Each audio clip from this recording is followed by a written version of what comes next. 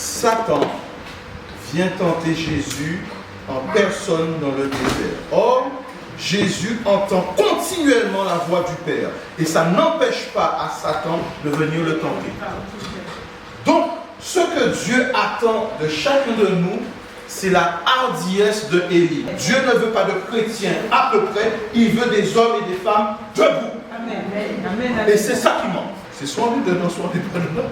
Donc, quand on dit qu'il y a un problème de parler en langue, pour moi, c'est pas un problème de parler en langue, c'est un problème d'esprit de Dieu. Et quand l'esprit de Dieu est là, l'esprit de Dieu va te dire, là c'est charabia, là tu peux.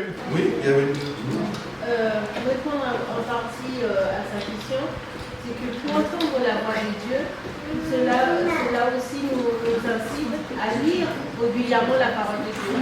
La question, est-ce qu'on croit dans la parole de Dieu? Est-ce qu'on a une étude personnelle et régulière de la parole de Dieu? Parce que la plupart du temps, toutes nos questions, tout notre mode de vie est mise en lumière dans la parole de Dieu.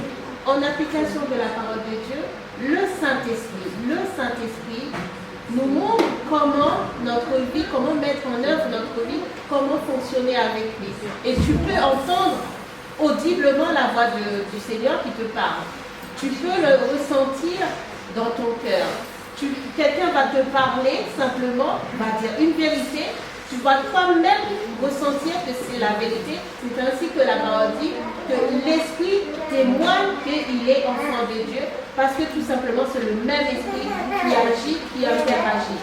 En ayant une bonne habitude aussi de la mise en pratique, une étude régulière, ça c'est tous les chrétiens sont amenés à le faire, pas spécialement pour toi, mais tu peux entendre distinctement et tu peux aussi être amené par des prédications, par la louange, par un enfant, par des adultes, de voir comment Dieu se révèle, parce que Dieu se révèle comme il veut et par qui il veut.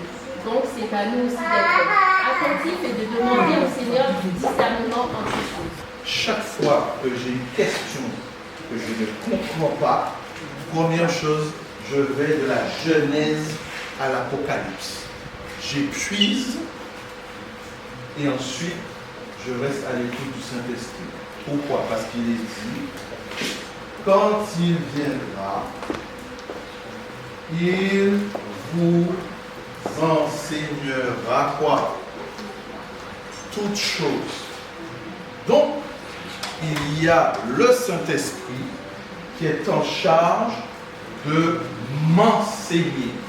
Je n'apprends pas qu'en lisant des commentaires que des hommes ont écrits ou des femmes ont écrit, mais j'apprends, ma première source d'apprentissage, ça doit être la parole de Dieu, l'Esprit de Dieu. Comme c'est le Saint-Esprit qui a inspiré la parole, il ne peut pas contredire la chose qu'il a inspirée. Et il vient éclairer. Très souvent, nous sommes comme certains adolescents, on préfère écouter tout le monde, sauf les parents. Si vous êtes issu d'une église dogmatique, elle aura une relation négative avec le don des langues. Si vous êtes issu d'une église eschatologique, il y aura une relation négative. Pourquoi? Parce que le règne de l'esprit, c'est mettre la gloire de l'homme dans la poussière. Lorsque vous êtes issu d'une église eschatologique, vous vous sentez un colosse parce que vous avez un savoir que d'autres n'ont pas. Comme vous avez des révélations que les autres n'ont pas, à ce moment-là, vous pensez que vous êtes au top. Mais en fait, ça doit venir du Saint-Esprit. Si vous êtes plutôt évangélique, centré sur le salut, vous aurez une relation positive avec les choses de l'esprit. Si vous êtes charismatique, vous aurez une relation positive. Et si vous êtes catholique, vous allez avoir une relation neutre. Pourquoi je dis ça? Ils sont dans la tradition, mais en même temps, ils ont beaucoup de ce qu'on appelle des groupes charismatiques, communautés de chemin neuf. Tout ça, c'est la partie charismatique de l'Église catholique. Maintenant, concrètement parlant, qu'est-ce que l'apôtre Paul nous dit? Comment il faut faire? Nous allons dans le texte biblique. Que faire donc, frères, lorsque vous vous assemblez, les uns ou les autres parmi vous ont-ils un cantique? une instruction, une révélation, une langue, une interprétation, que tout se fasse comment? Dans l'édification. Certaines églises ont dit, pour éviter les problèmes, ni parler, ni interprète. Comme ça, c'est réglé une fois pour toutes. Mais quand on fait ça, il ne faut pas venir après demander Saint-Esprit, parle-nous, révèle-nous. Parce que quand on fait ça, on est en train de mépriser l'action du Saint-Esprit. C'est comme si vous êtes avec une femme, le gâteau qu'elle vous a préparé, vous dites que vous ne voulez pas. Par contre, vous mangez le gâteau qu'une autre a préparé. La question, comment voulez-vous que ça rembourse au cerveau? C'est impossible. Donc je ne peux pas dire, Seigneur, oui, on veut, je suis prêt à écouter, mais quand c'est l'esprit, je ne veux pas. Dieu, il est cohérent. Et vous remarquez que c'est encore pire que pour l'expression du don de prophétie. Pour ce qui est des prophètes, que 2 ou 3 parlent et que les autres fassent quoi?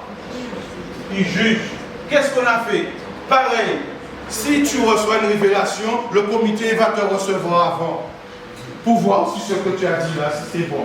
Et si ce que tu dis là, ça convient aux pasteurs et aux anciens, tu peux dire, mais si ça ne va pas dans leur sens, ferme ta bouche, comme si c'est eux Dieu.